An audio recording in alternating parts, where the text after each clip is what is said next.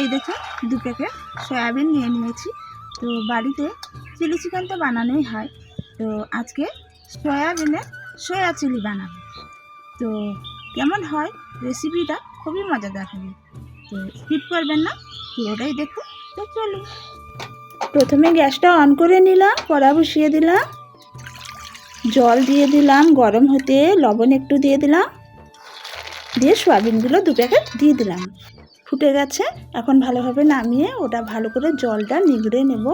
মশলাটা রেডি করে নিয়েছি, পেঁয়াজ কুচি, শুকনো লঙ্কা, জিরে, আদা, তেজপাতা।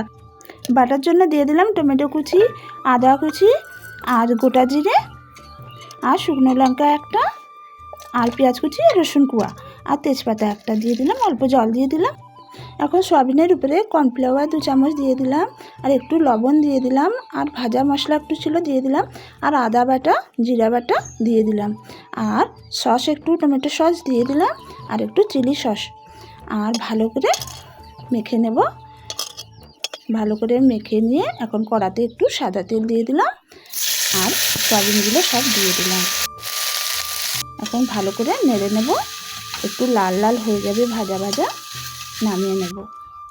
এই যে নামিয়ে নিলাম, আর একটু সরিষা তেল দিয়ে দিলাম, আর গোটা জিরে একটু দিয়ে দিলাম, পেঁয়াজ কুচি আর তেজপাতা দুটো দিয়ে ভালো করে নাড়াচাড়া করে নিলাম, আর বাটা মশলা ছিল ওগুলো দিয়ে দিলাম, একটু নাড়াচাড়া করে নেব। হলুদ গুঁড়ো একটু দিয়ে দিলাম, লবণ দিয়ে দিলাম, আর একটু কাশ্মীরি লঙ্কার গুঁড়ো দিয়ে দিলাম, দিয়ে ভালো করে নাড়াচাড়া করে নিলাম। অল্প জল দিয়ে দিলাম, লাস্টে ভাজা সয়াবিনটা দিয়ে দিলাম। এখন কর্নফ্লাওয়ারের 1 চামচ গুলিয়ে রেখেছিলাম জলে, ওটা দিয়ে দিলাম। লাস্টে একটু টমেটো সস দিয়ে দিলাম, আর চিলি সস অল্প দিয়ে দিলাম। ভালো করে নাড়াচাড়া করে দিলাম। কত সুন্দর হয়ে গেল দেখুন। আজকের মতো সয়া চিলি কমপ্লিট। কেমন হয়েছে নিশ্চয় জানাবেন।